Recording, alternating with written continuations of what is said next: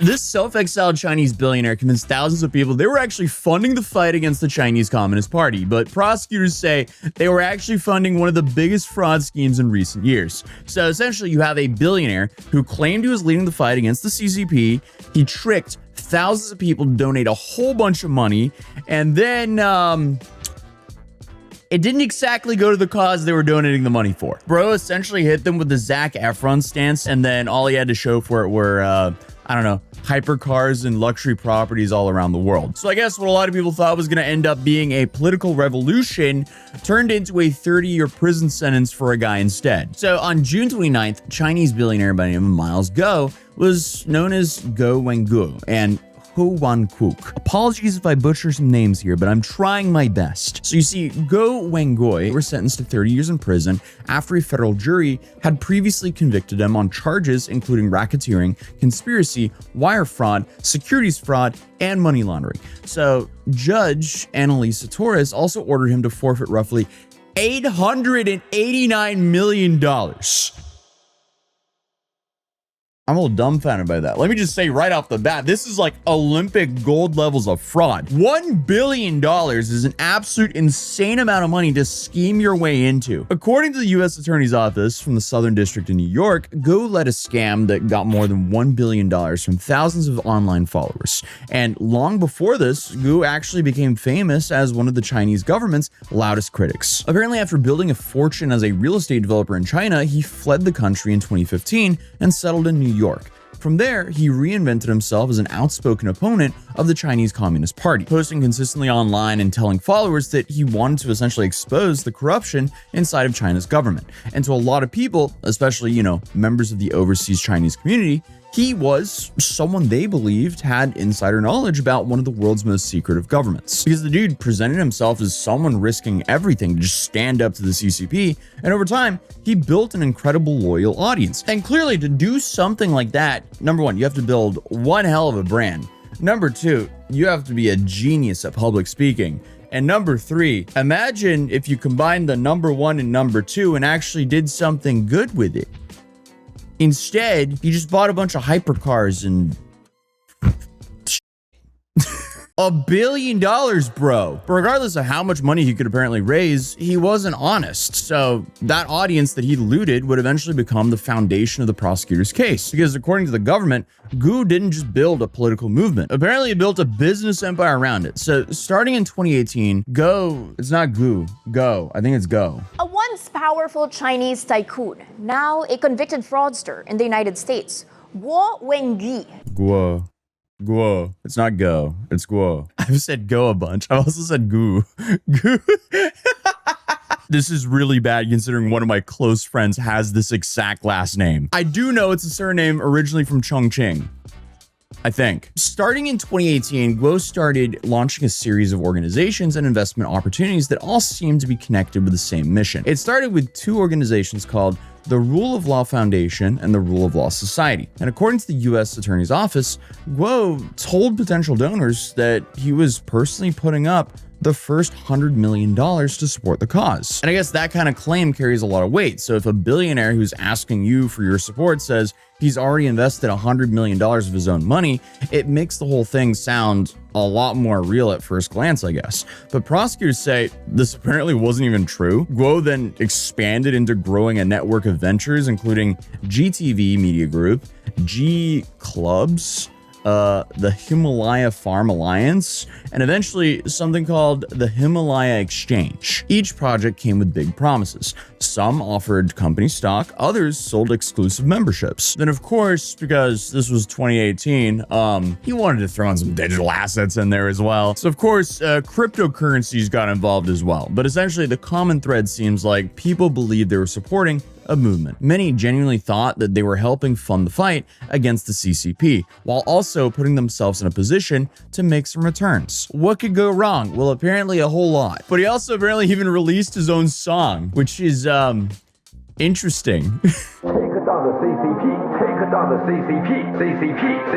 Anyway, Guo repeatedly told investors that he would personally guarantee their money against losses, which doesn't sound shady whatsoever. I also find it as like a massive red flag that he's raising money from non-accredited investors, because I feel like accredited investors understand that, like, hey, number one, they're not going to invest more than what they can lose here, so they'll cut a relatively small check compared to their overall net worth, and they're not going to go crazy about losing the money because, you know, that's the risk of investing, especially in something like this. But what's sad is, unfortunately, people like this end up scamming the families who put way too much of their own nest egg into scams like this. But again, yeah, because I guess he wasn't raising from only accredited investors, he repeatedly told investors that he would personally guarantee their money against the losses. And he also installed figurehead executives to make it look like these businesses worked independently, even though he remained in control behind the scenes. So I guess he was becoming a shadowy figurehead while supposedly fighting some shadowy figureheads. Like, dude. But apparently, long before he even became a political activist in the United States,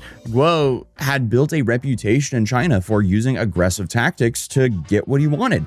Because apparently when a Beijing vice mayor reportedly stood in the way for one of Guo's real estate projects near the site of the 2008 Olympics, he did some crazy stuff. And that stuff being, he obtained a recording of the official with a mistress. And that official was later removed from office and received a suspended sentence.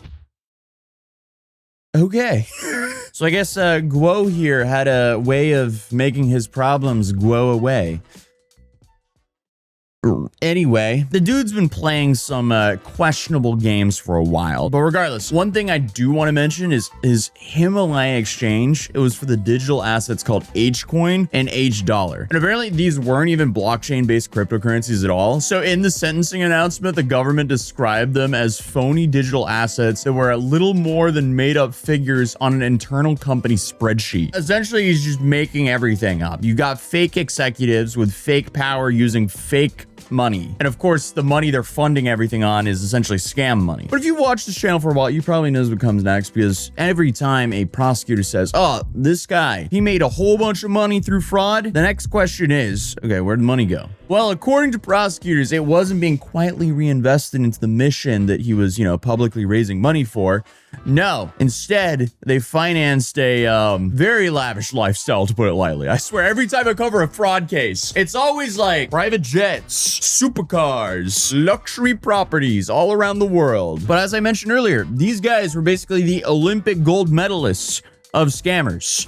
So they didn't just go out and buy an SVJ or even an Aventador or a Huracan. No, that's for Miami course sellers. No, this guy, he went out and got a Bugatti, which also, I guess, is for Miami course sellers at this point as well. We got Wes Watson with one, or he had one. What can the Miami course sellers not have now? I don't know. Regardless, the Justice Department says that Guo and his family spent the victim's money on a $26.5 million mansion in New Jersey, an $832,000 Lamborghini Aventador SVJ, multi-million-dollar sports cars for his son, a $2 million yacht, and countless other luxury purchases. And here you just have like a bunch of images from the U.S. attorney's offices, and authorities also seized a Rolls-Royce Phantom, a whole bunch of expensive furniture, cash, and other assets as a part of this case. And the New York Times also reported that Guo owned a lavish penthouse overlooking Central Park, and they seized so much here. Like, his son for sure got his yacht taken away.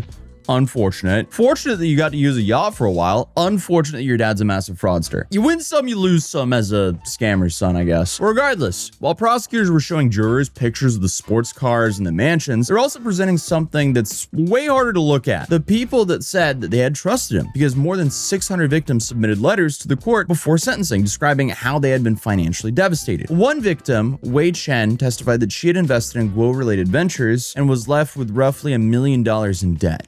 Awful. And at the sentencing hearing, she told the court that this fraud destroyed my life and my family. And the New York Times also reported that prosecutors received statements from hundreds of victims, with one writing, simply, I lost my will to live. And this is what really confuses me also. Like, after reading so many cases that are kind of like this, you destroy 600 plus people's lives so you can buy a bunch of materialistic shit. Do you not feel empty? But I mean, regardless, scammers are going to scam. But like, I just feel like the weight of destroying 600 people's lives outweighs the financial gain of being $1 billion up, because that $1 billion would feel very empty. But then obviously people are going to be like, well, it's $1 billion. Well, and that's why we have scammers, I guess. It's just a crazy contrast because you have, you know, on one side, Bugattis, Lambos, yachts, multi-million-dollar mansions, and so on and so on. And then on the other side, complete disparity. I said that right. Good for me. Because essentially you had people who were conned by a flashy sales guy, con man, and they believed that they were actually investing in a cause that was going to do something. And they also probably thought their money was guaranteed by him. And obviously I know there's always the question, how do people fall for this? But unfortunately, scumbag, and people believe them. And often scumbags are very convincing individuals. And this guy was a convincing scumbag because, hey, he seemed to be very financially successful. He seemed to have ran successful companies before, and he was fighting this cause that united a whole bunch of people beneath him. And overall, I mean, this is a movement that a lot of people really care about. So these people saw this as a way to invest and also fight for something they believed in. And it's just sad because now their money's gone.